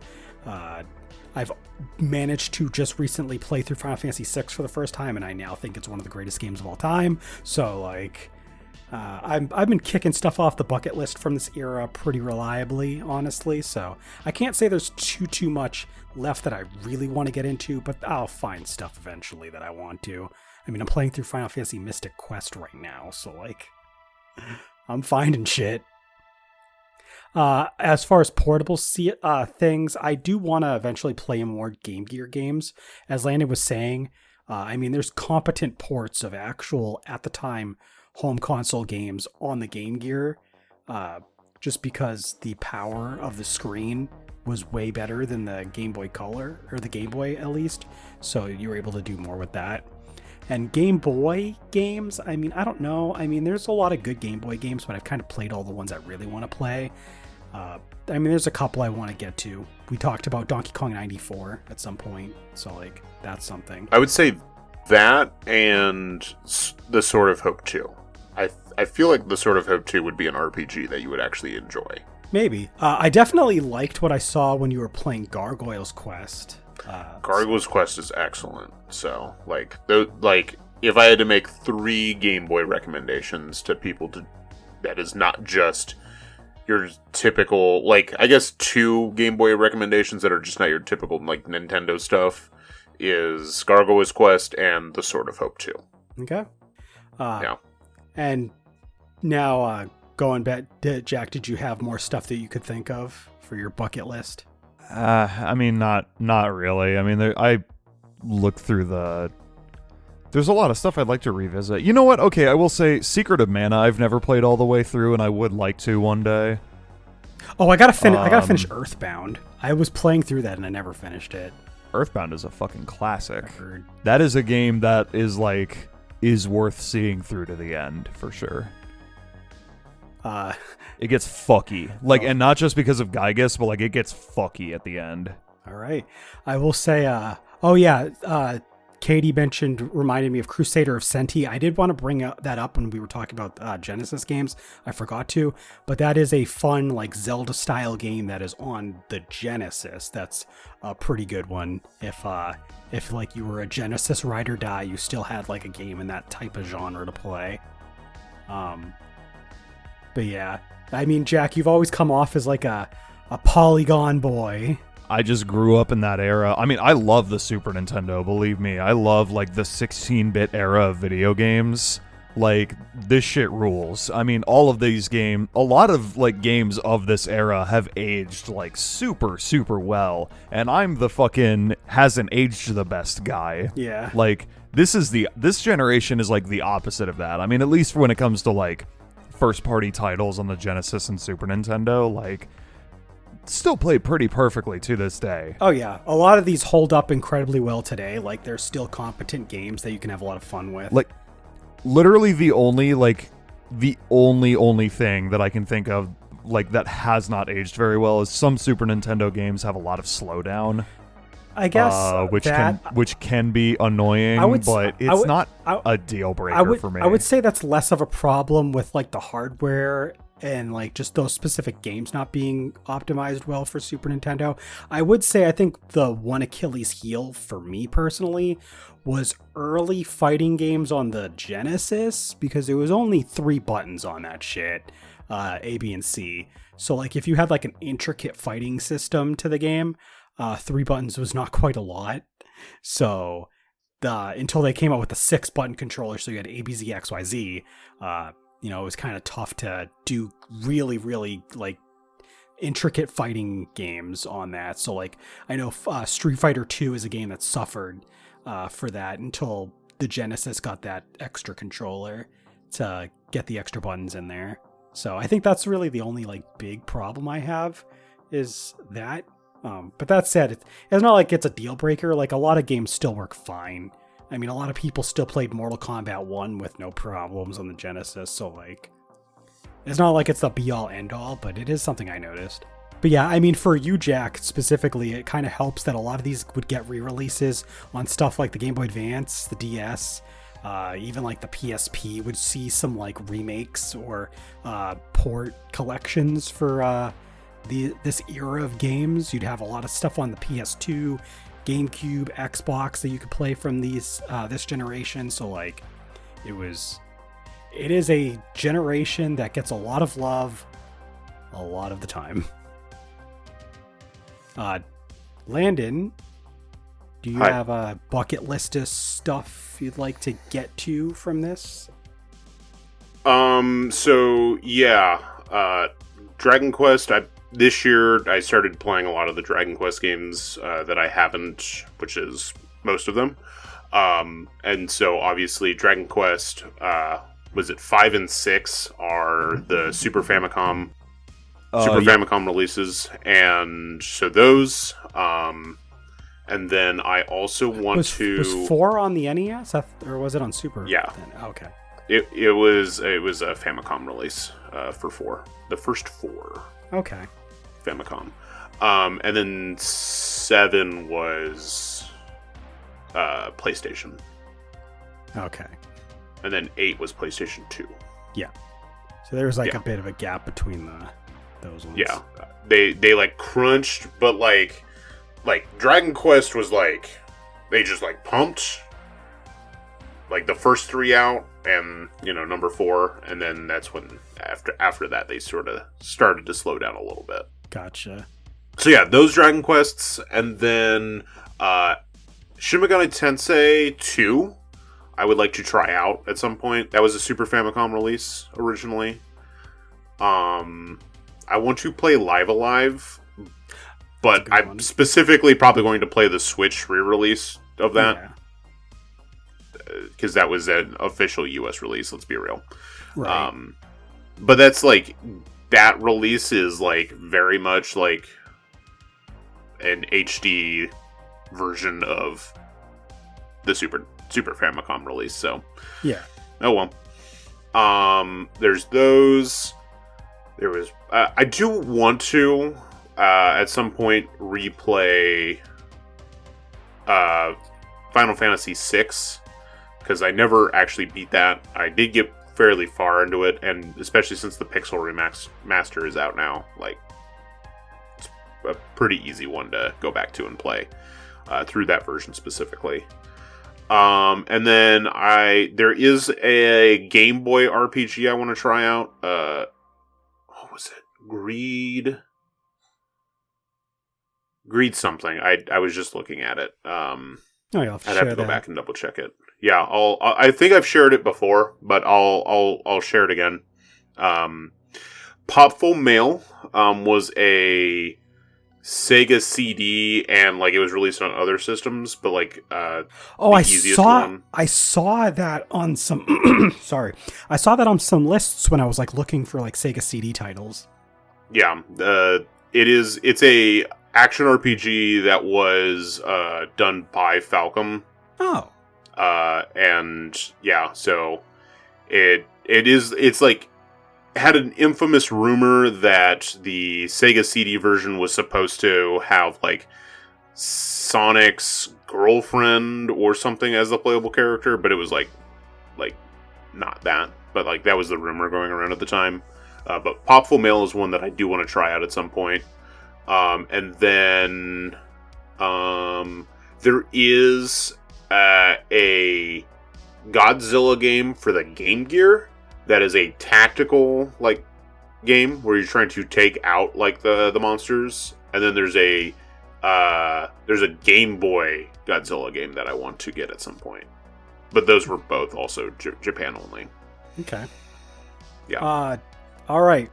It's time to do our typical thing that we do every console wars episode. Each of us is going to pick a console, and we're going to try to pitch it to you, the viewer, and try to get you to be swayed into siding with us. Now, the question is who is going to defend which system? As a reminder, the 4 home console ones that we got here are the TurboGrafx, the Genesis, the Super Nintendo Entertainment System, and the Neo Geo AES. You're not including the CDI? No, it's not actually. It doesn't fit like the same designation, so no. I mean, somehow the Neo Geo got in there, but it does have like a devoted thing. So now one of these is not going to get defended, unfortunately, because there's only 3 of us. But how do we want to decide this? Should we just do a die roll to see who gets to do first pick? Yeah, fuck it. All right. Do a D6 and do like mod 2. So like you're 1-2, I'm 3-4, Landon's 5-6. Of course, the D6 was at the very bottom of this tube, so I have to take out all of them. Go, man. Okay, so what did you say the numbers were? So you're 1-2, I'll be 3-4, Landon will be 5-6. Okay, so rolling for Super Nintendo. I was gonna say rolling for first pick. Roll it for first. Just pick. roll for first pick. Yeah, roll, and then tell us who it is. Okay, I rolled a 6. All right, Landon, you get to pick Perfect. Jack will get the Super Nintendo. That's my pick. That's your choice. That's my choice. All right. I'm gonna roll a D4 now. I'll be 1-2. You'll be 3-4.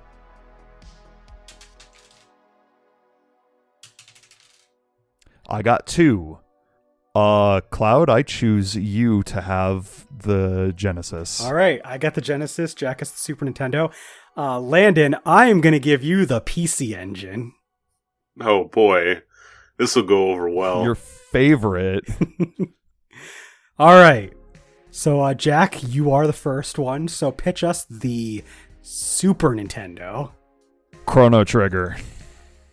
That's all you need. That's it? No, I mean, like, okay, real, I'll be real.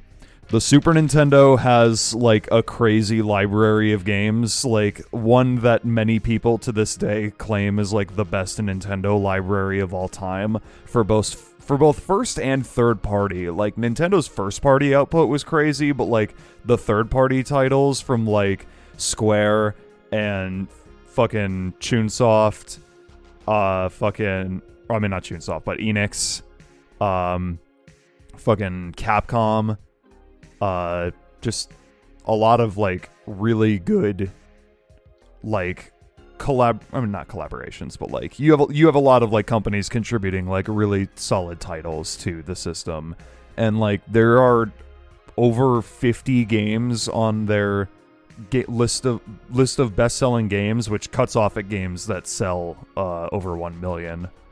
I'm pretty sure anyway. But yeah, there's a lot of good ones. It's got a really good controller. The button layout on the Super Nintendo controller has been like the same on Nintendo consoles with ignore the GameCube and Wii, but like they come back to it.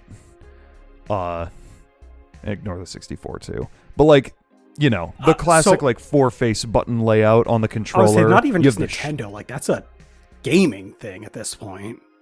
Well, yeah, but like I was thinking like specifically like which specific button ABXY goes where, but also yeah, like 4-face buttons is like has become the standard for like gaming controllers, and like the Super Nintendo was the first console to do that.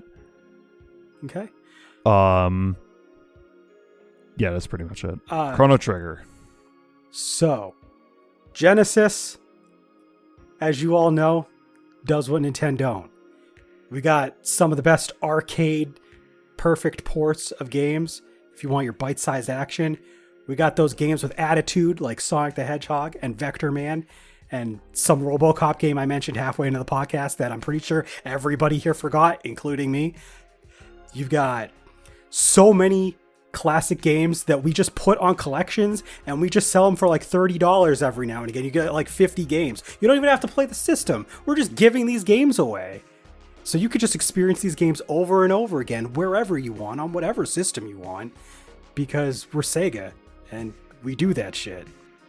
But no, for real, we have a really strong library of systems. Now, we don't cover all the same genres to the same degree as the Super Nintendo, but as you could hear, we got a healthy amount of decent RPGs. We got some really good side-scrolling action for when it comes to action platforming games. We got great versions of sports games if you like to just sit down with your bros and chug some beers and play some, Genesis Madden or whatever shit you want to play. We've got, as I mentioned before, tons of really good arcade classics like shoot 'em ups, like stuff like side-scrolling beat 'em ups and run and guns like Gunstar Heroes and Streets of Rage and Golden Axe. So we're a really good system for a good variety of games, both single player, good multiplayer. We got you covered.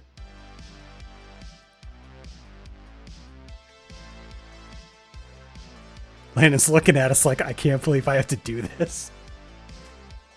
Why am I here? Because I thought it would be funny. Hi, I'm here to talk about the TurboGrafx 16 and all the wonder and amazement that comes with playing the TurboGrafx 16. The TurboGrafx 16 has such great games as Splatterhouse. He's just blue screened. Yep. He's just like, that's it. Just Splatterhouse. It does. So the TurboGrafx 16 does have a lot of good shmups. If you like both vertical and horizontal shmups, like this system has like a great library of them. And then also like action RPGs. A lot of the Falcom games that were coming out on PCs at this time came out on the TurboGrafx. So Ys 1 through 4 is on this. You have Xanadu, and I think you definitely have versions of the first two Legend of Heroes games. Those don't have ties into the current like series, but like the original ones are there. SMT1 is on the TurboGrafx. So you have like other types of RPGs. Like we got some games. Got to look a little harder, but the library is there. Got spunk. Please buy me. Thanks. All right, there you go. So who won this? Who do you think won this generation? You decide. It was the Game Boy. It was the Game Boy. The Game Boy. I decided. as far as like overall, yeah, the Game Boy dominated. As far as home consoles, it's a pretty close race between the Genesis and the Super Nintendo. Although the library for the Super Nintendo is just it's so good. It's killer. It has really Super killer. Metroid and Chrono Trigger. Yeah. That's it. Like that's all I need to Yeah. talk about. That's all Alright. I need to talk about. All right. So I have to shit. you have shit. I have to shit. We're gonna cut it here We'll cut it then. here then. Yeah, we can catch up with you I guys later in the month with another episode. It's I was gonna say I wasn't up to too much in the last 2 weeks anyway, so I've been enjoying Ys 10 Nordics. I've been playing Sonic Cross Shadow Generations. Ooh, you can't talk about that. Embargo. I played through My bad. that, but that is for another time. We'll talk about that. Embargo. Embargo.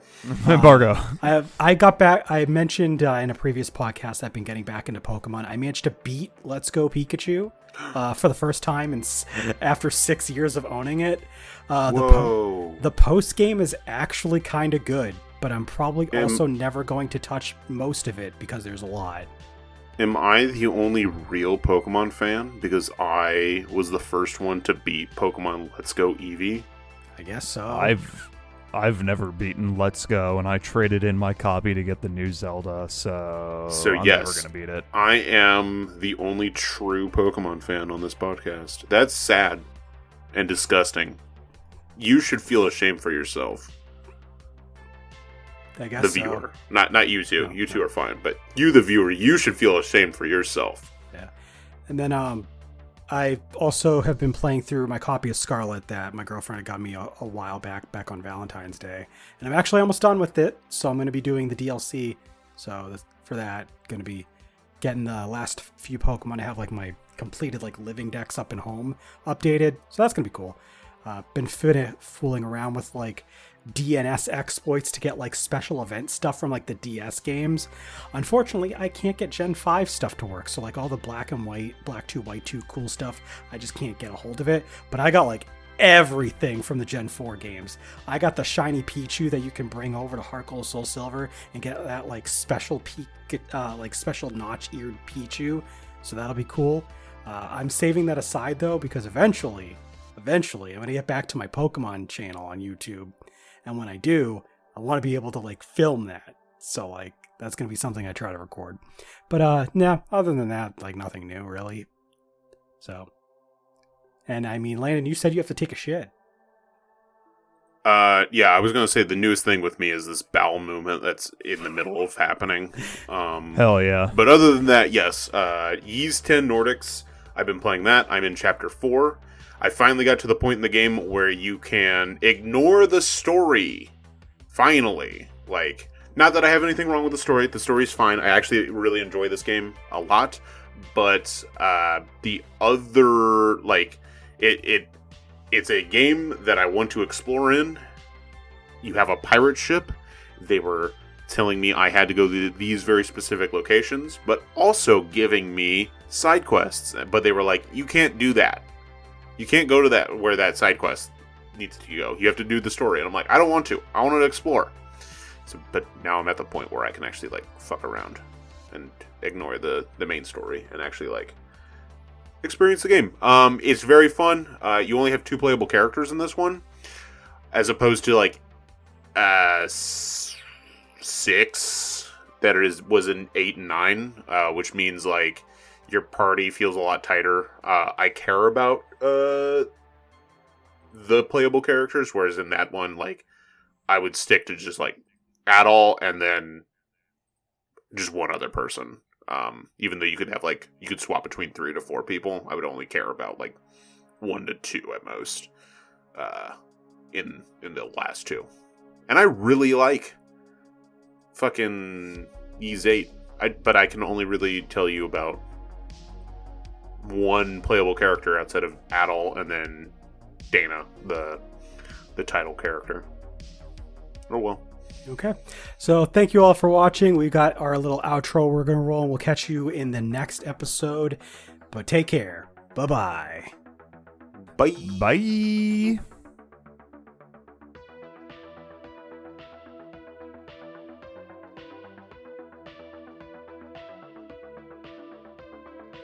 Thank you for listening to the Gaming Stooges Talks podcast. If you enjoyed us, consider subscribing to our podcast RSS feed, or follow us on youtube.com/GamingStooges and twitch.tv/GamingStooges for more gaming content.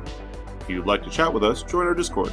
The link can be found in the episode description. We also want to thank all of our Patreon supporters. Your continued support means a lot to us. Not already one? Please take a look at what we have to offer anyone who becomes a patron at patreon.com/GamingStooges. See you next time!